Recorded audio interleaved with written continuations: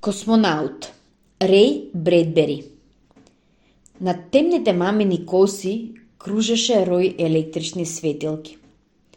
Таа стоеше на вратата од својата спална, проследувајќи ме со погледот. Во холот царуваше тишина. Ти секако ќе ми помогнеш да го задржиме овој пат дома? Ме праша таа. Ке се помачам, одговорив јас. Те молам. По незиното лице поигруваа немирните одблесеци. Овој пат ние нема да го пуштиме него. Добро, одговорив јас помислувајќи. Само што е попусто тоа, ко ништо нема да не доведе. Таа се сврте. Светилките, цртајќи ги своите орбити, летаа над неа, исто како некое заскитано со ѕвездие, и го осветлуваа патот.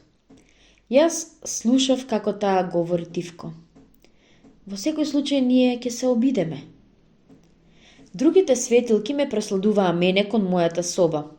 Јас легнав и само што моето тело со својата тежина ја прекина електричната низа, светилките згаснаа. Полноќ.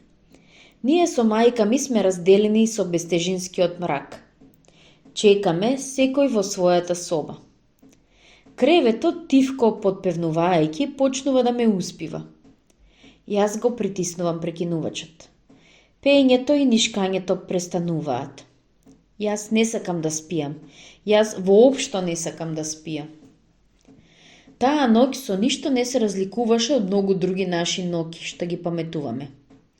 Колку пати сме лежеле ние, бодрејќи се, и наеднаш ќе почувствувавме како ладниот воздух станува горешт.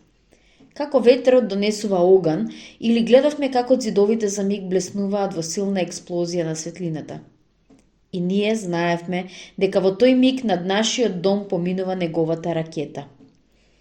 Неговата ракета леташе над домот и дрвјата се виткаа од воздушниот виор. Јас лежав со широко отворени очи и зачестено дишејќи го слушнав маминиот глас во радиофонот. Ти го сети ли? И јас одговорав. Да, тоа е тој. Кога ќе поминеше над нашето градче, малечко градче во кое никогаш не се спуштаа космичките ракети, бродот на мојот татко одлетуваше понатаму и ние ќе лежевме уште 2 часа мислејќи. Сега тате се спушта во Спрингфилд. Сега тој слегол на патеката. Сега ги подпишува книгите. Сега тој е веќе на хеликоптерот. Полетува над реката, над брдата. Сега се спушта со хеликоптерот на нашиот аеродром Грин Вилидж. Еве веќе поминала половината од ноќта, а ние со мама секој во својот кревет постојано слушаме и слушаме. Сега доаѓа по Белстрит. Тој секогаш си доаѓа пеш, не зема автомобил. Сега го поминува паркот, аголот Уокхерст. И сега јас ја подигнав главата од перницата. На улицата се поблиску и поблиску, лесни, забрзани, нестрпливи чекори. Еве го, свртува кон куќата, нагоре по скалите од терасата. И ние двајцата, и мама и јас, се насмевнуваме во ладникавата темнина, слушајќи како под нас, препознавајќи го својот стопан, се отвара влезната надворешна врата. Како нејасно проговорува, поздравувајќи, и пак се затвора. Само после 3 часа јас сосема тивко, со притаен здив, ја притиснав светливата рачка од нивната врата.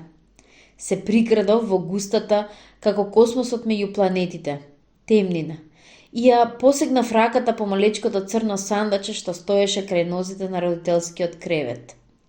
Тука е. И јас безшумно потрчав кон својата соба мислејќи. И без тоа тој нема ништо да раскаже, тој не сака јас да знам. И еве, од отвореното куферче зрачи црниот костим на космонаутот, како некоја црна маглевинка во ретките светилки на далечните звезди. Јас ја туткав го с горештените раце, црната ткаенина и ги вдишував миризбите на планетите. Миризбата на железо од Марс, Венера. Прекрасен мирис на зеленило. Меркур, оган и симпур. Јас просто ги сеќавав млечноста на месечината и жестокоста на звездите. Потоа го ставив костимот во центрифугата која неодамна ја направи во училишната работилница. Ја пуштив. Набраку во ретортата се насобар тенка прашина. Ја наместив неа под окуларот од микроскопот. Родителите мирно си спија. Спиеше целиот дом. Автоматските рерни, механичките прислужници и самоуправните чистачки тонеа во својот електричен сон. А јас гледав во блескотливите трошки од метеоритската прашина, од опашките на кометите и глината на далечниот Јупитер. Тие и самите беа од неа далечни светови, и низ трубата на микроскопот јас одев, летав на милиарди километри со фантастична брзина. На разденување, изморен од патештествијата и плашејќи се дека сето тоа ќе го откријат, јас го однесов коферчето на спалната на родителите. Потоа заспав, но уште веднаш се разводив од сирената на автомобилот под прозорецот. Тоа од хемиско чистење беа дојдени по облеката. Добро е што не чекав многу, си помислив. Само по 1 час костимот ќе го вратат обезличен, исчистен од сите трагови на патувањата. И јас пак заспав. А во джепчето од пиджамата веднаш до срцето лежеше стакленцето со волшебна прашина. Кога се симнав долу, тате седеше крај мацата. Појадуваше. Како спиеше Дуг? Ме поздрави тој исто како за сето време да си бил дома, исто како да не беше цели 3 месеци во космосот. Добро, одговорив јас. Прженки? Тој притисна едно петличе и масата ми стопли мене 4 кришки леб, црвеникави, златести. Се сеќавам како тој ден тате работеше во градината. Постојано копаше и копаше, исто како да бараше нешто. Долгите подгорени раце силно замавнуваа, садејки, притистајки, приврзувајки, пресечувајки, црномурното лице постојано беше свртено кон земјата. Татевите очи гледаа во она со што беа зафатени неговите раце. Ниеднаш тие не се загледаа кон небото, нити кон мене, па дури ни кон мама. Само кога ќе се спуштевме на колена крај него за на каенината да ја сетиме влажноста на земјата, кога ќе ги збуцавме прстите во црноземот и кога ќе заборавивме на светлосиното небо, тој ќе се обзрнеше лево и десно, кон мама или кон мене, и топло се насмевнуваше, поднамигнувајќи. После што продолжуваше да работи, загледан во земјата, и небото го гледаше само неговиот наведнат грб. Вечерта ние седевме на нашите нишалки. Тие не лулка и не разладуваа со ветерче. Тие ни пееја песни. Беше лето. Месечината имаше лимонада. Ние ги државме в раце ладните чаши, а тате читаше од својот стереовесник, што беше монтиран во специјалниот цилиндер и ги превртуваше своите страници за стаклото за зголемување, кога ќе мигнеше 3 пати. Тате палеше цигари и не раскажуваше како тој бил дете во 1997 година. Откако постоја малку, тој како секогаш ме праша: зошто не шеташ ти? Зошто не шотираш по улиците конзерви Дуг? Јас ништо не одговорив, но мама рече: тој скита кога ти не си дома. Тате погледна во мене, потоа прв пат тој ден кон небото.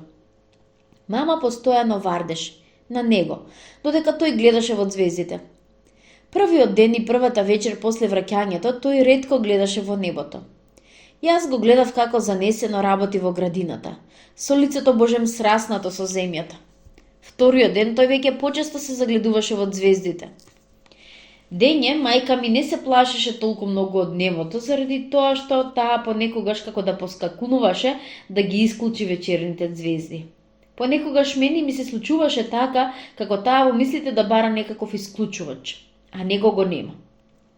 Третата вечер се случуваше, ние веќе се спремавме за спиење.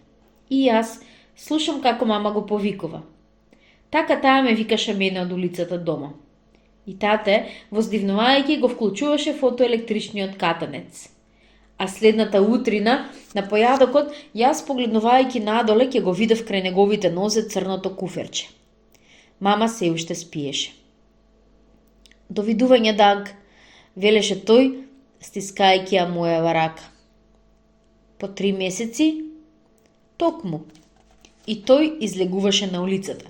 Не се качуваше ни на хеликоптер, ни на такси, ни на автобус.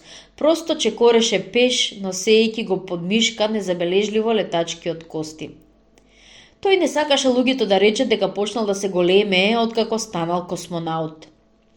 Еден час подоцна мама слегуваше на поедок и зедуваше токму една кршка пржен леп. Но денес беше денес. Прва вечер, и тој скоро сосема не погледнуваше кон звездите. Ајде на телевизискиот карневал, предложив јас. Одлично, рече тате. Мама се насмевна кон мене. И ние побрзавме со хеликоптерот кон градот и го поведовме татета покрај безбројните екрани за неговата глава, неговото лице. Да бидат со нас, за тој да не гледа кон ништо друго. Ние му се смеевме на смешното. На сериозните работи гледавме сериозно, а јас постојано мислев. Татко ми лета кон Сатурн, Нептун, Плутон, но тој мене ниеднаш не ми донесол подароци од таму. Другите дечиња, чии татковци патешествуваат по космосот, им покажуваат на своите другарчиња парченца руда од Калисто. Мали одломки од црни метеорити, сини песочинки, а јас морам со нив да се сменувам за други работи, заради мојата збирка песоци од Меркур, марсовски камчиња, што ја исполнуваат мојата соба, но за кој тате ниеднаш не сака да разговара. Еднаш се сеќавам, тој носеше по нешто на мама. Еднаш во нашиот двор тој посади сончогледи од Марс. Но месец дена потоа, кога тргна на новото патување, кога цветовите израснаа, мама веднаш истрча во дворот и сите ги исече. Ние стоевме пред стереоскопскиот екран и тогаш јас проговорив без да размислувам. Му го поставив прашањето со кое постојано се обрнував кон него. Кажи ми, како е таму, во Вселената? Мама фрли кон мене еден исплашен поглед. Попусто. Половина минута тате стоеше молчејки, барајќи го одговорат, а потоа тој ги собра рамениците. Таму, тоа е поубаво од се најубаво во животов. Тогаш тој се сепна. Но не, ништо особено. Тебе не би ти се допаднало. Тој испитувачки погледна во мене. Но па ти секогаш одново леташ. Навика.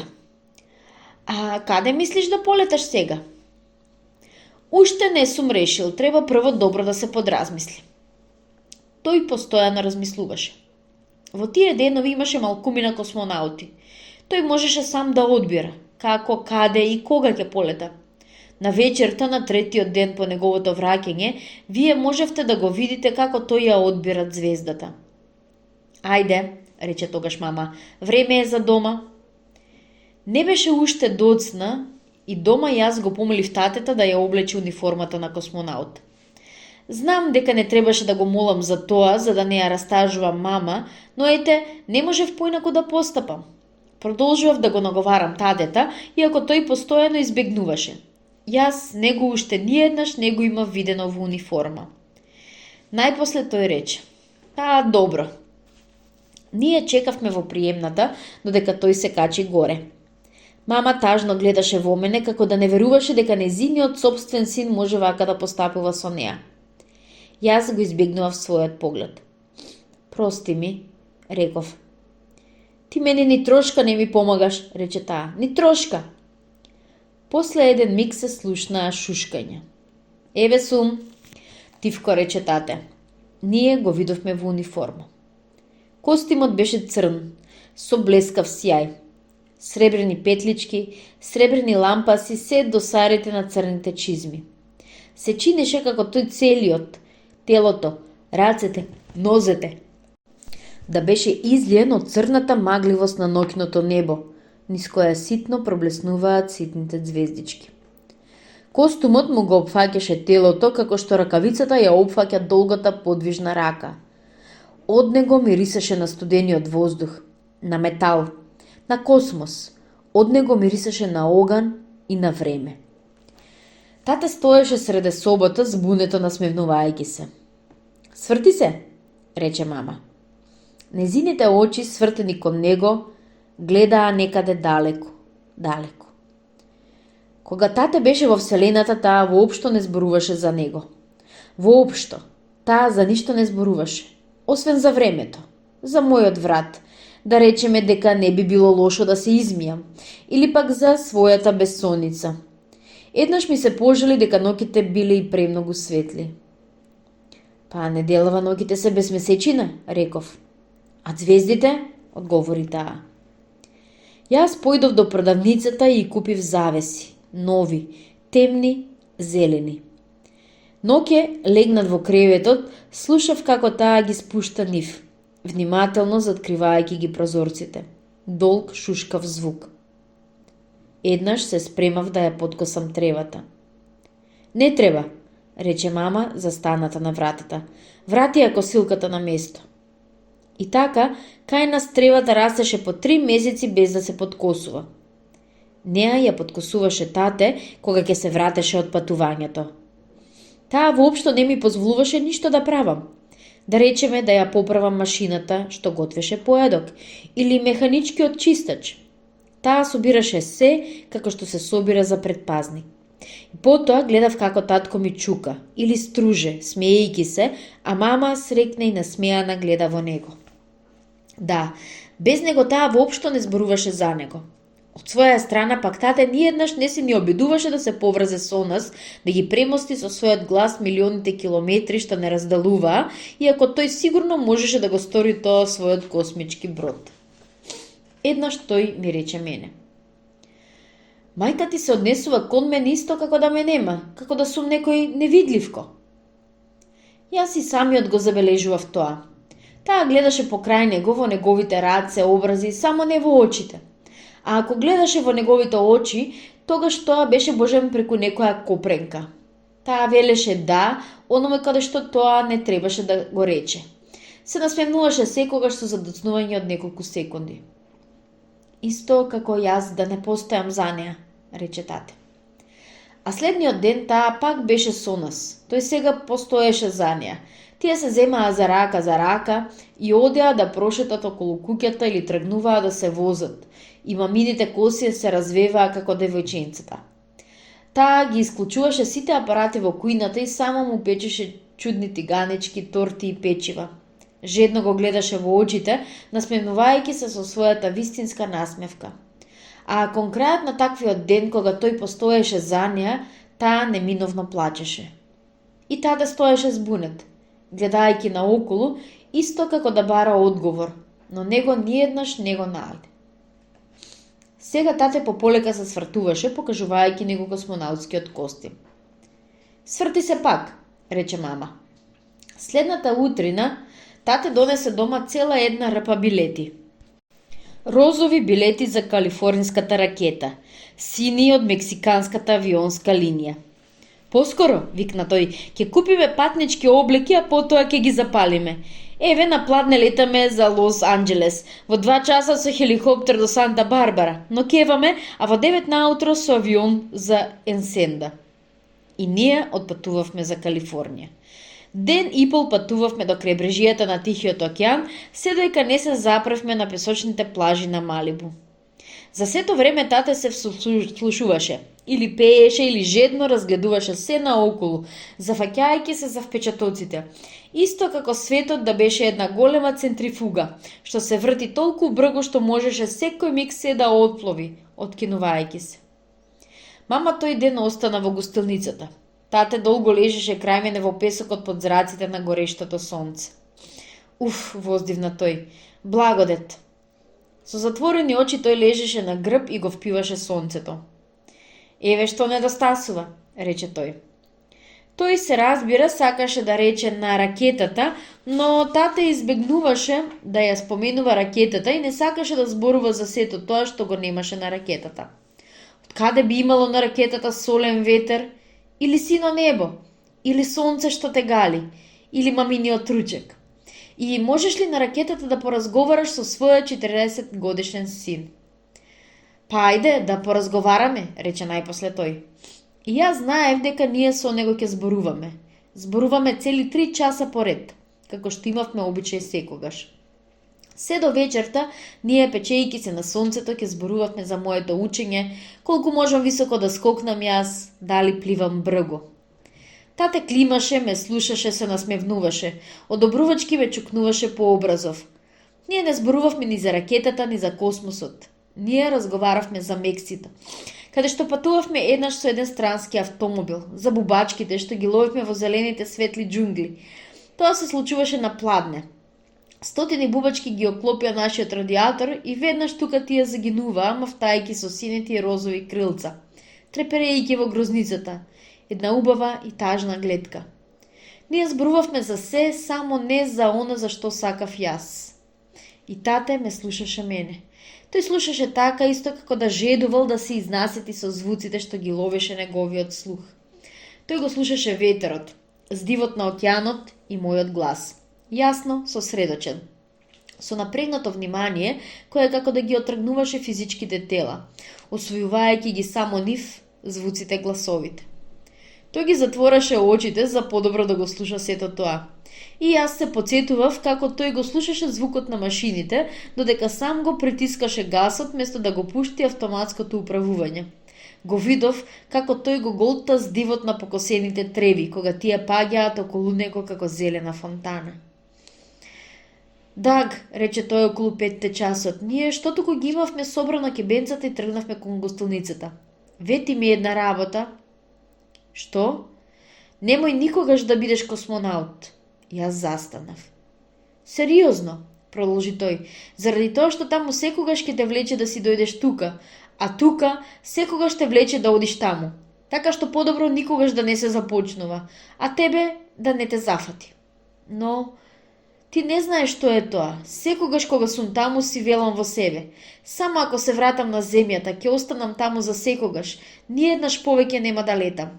А сепак јас секогаш наново полетувам. И веројатно ќе биде постојано така. Јас уште одамна сакам да бидам космонаут, реков јас. Тој не ги слушаше моите зборови. Се обидувам да се присилам себе си да останам. Во саботата, кога си дојдов дома, бев тврдо решен. Ќе сторам се за да се присилам да останам.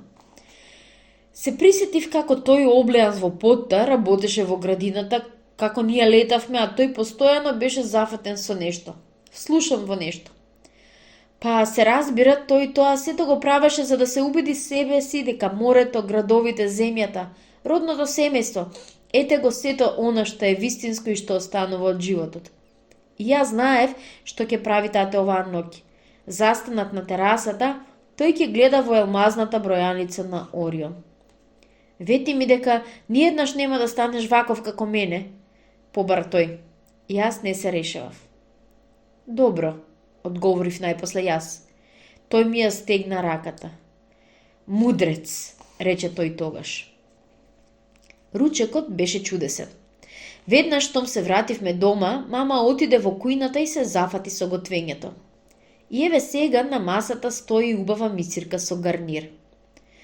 Зарем е денес празник, се зачуди тате. На денот на благодарноста ти нема да бидеш дома. Ете ти.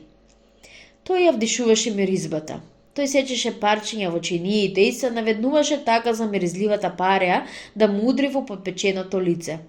А секој пат тој велеше, Потоа тој погледна во собата со своите раце. Ги обгарна со погледот сликите на зидовите, столовите, масата, мене и мама. Најпосле тој се накашла. Јас сватив дека тој се реши. Да, мама гледаше во него преку масата. Во незините очи светкаа искрички. Лили, рече тате. Ајде, нестрпливо мислев јас, та зборувај побргу, речи дека овој пат ќе си останеш дома за секогаш и ниеднаш повеќе нема да полеташ. Речи. Токму во тој миг тишината ја разнесе остриот звук на хеликоптерот што прелетуваше и стаклото од прозорците му се одзва со кристален звекот.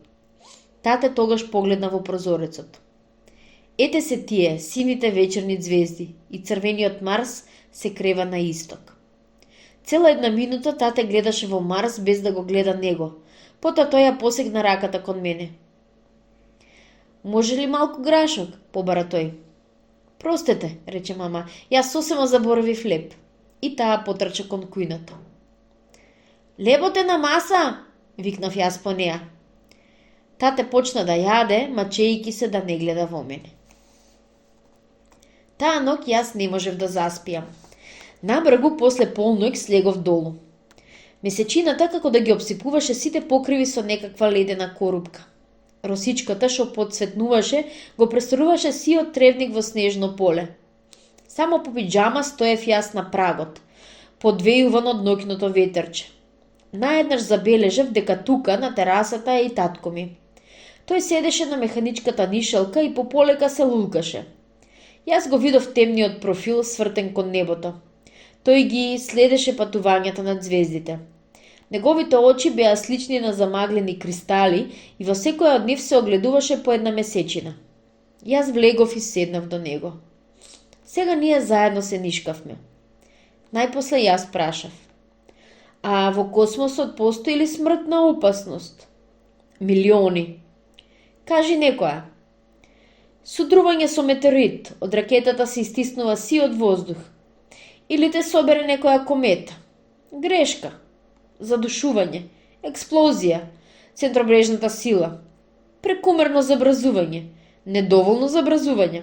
Горештина. Студ. Сонце. Месец. Звезди. Планети. Астероиди. Планетоиди. Радиација. Загинатите ги палат? Оди најди ги. А каде се губи човекот? Летнува. Летта милиарди километри. Таквите ракети ги викаат летечки гробови. Станува метеор или планетоид што вечно скита низ вселената. Јас помолчев. Затоа, рече тој помалку, во космосот смртта е брза. Миг и те нема. Никакви маки. Најчесто човекот ништо не забележува. Ние појдовме на спиење. Настапи утро. Стоејќи на вратата, тата слушаше како во златното кавесче пие жолта канаринка.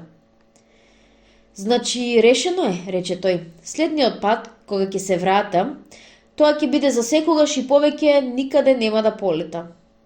Тате, викнав јас. Речи го тоа на мама, кога ќе стане. Сериозно ли? Тој климна со главата. До гледање после 3 месеци. И тој зачекори по улицата незабележано носејќи ја црната униформа под мишка, подсвирнувајќи, погледнувајќи во високите зелени дрвја. Во одењето тој скина бубалки од бруслановиот грм и ги фрли високо во воздухот, заминувајќи низ прозирните утрински сенки. По неколку часа јас започнав разговор со мама. Сакав нешто да објаснам. Тате вели дека ти понекогаш се држиш така како можам да не го гледаш и да не го слушаш, реков јас. Таа мене се ми објасни. Пред 10 години, кога тој прв пат летна во космосот, јас си реков себе си: тој е мртов, или исто како мртов, мисли на него како да е мртов. И како тој 3 или 4 пати во годината се враќа дома, тогаш тој сосема не е тој, туку пријатно сеќавање или сон. Кога сеќавањето или сонот ќе се прекинат, тоа воопшто не е онака болно. Затоа јас поголем дел од времето мислам на него како да е мртов. Но ете се случува. Се случува сама со себе, ништо да не можам да сторам. Јас печам тиганички, се однесувам со него како со жив и ме боли. Не, подобро е да се смета дека тој отишол пред 10 години, дека јас ниеднаш нема да го видам. Тогаш не е толку болно. Тој тебе секако не ти рекол дека следниот пат ќе остане за секогаш. Таа пополека занешка со главата. Не, тој е умрен, јас сум сигурна во тоа. Тој ќе се врати жив, реков јас. Пред 10 години мислев, а што ако загине на Венера? Тогаш ние веќе сосема нема да можеме да гледаме во Венера. А ако стане тоа на Марс, ние не ќе можеме да го гледаме Марс. Само што ќе се запали тој на небото како црвена звезда и ние уште веднаш ќе посакаме да се скриеме дома и да ја затвориме вратата. А ако загине на Јупитер, на Сатурн, Нептун, во оние ноќи кога искреваат тие планети, ние тогаш ќе го мразиме звезденото небо. Како да не, реков јас. Сообштението стаса следниот ден. Курирот ми го даде мене и јас го прочитав застанат на терасата. Сонцето зајдуваше. Мама стоеше горе на вратата и ме гледаше како го виткам ливчето и го кријам в джеб. Мам, почнав јас. Не кажувај ми го ти мене она што јас и без тоа го знам, рече таа. Таа не плачеше. Не, Него не го убил ни Марс, ни Венера, ни Јупитер, ни Сатурн. Ние не требаше да се плашиме од тоа дека ќе се потсетуваме на него секогаш, кога на вечерното небо ќе се запати Јупитер, Сатурн или Марс. Работата стоеше поинаку. Неговиот брод паднал на Сонцето. Сонцето, огромно, пламнато и безмилосно, кое секој ден свети од небото и од кое никогаш не можеш да избегаш. После смртта на татка ми мама многу долго спиеше дење и до навечер не излегуваше. Ние појадувавме на полноќ, ужинавме во 3 часот ноќа, а ручевме во 6 часот наутро, додека царуваше ладната полутемнина. Одевме во театар цела ноќ и легнувавме да спиеме на разденување. Потоа уште долго ние излегувавме на прошетка само во дождливите денови, кога го немаше сонцето.